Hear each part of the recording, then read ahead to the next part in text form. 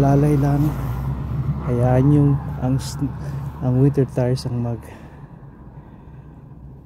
magtrabaho para maiahon kayo, mailabas kayo sa pagkakabalahaw. Alalay lang.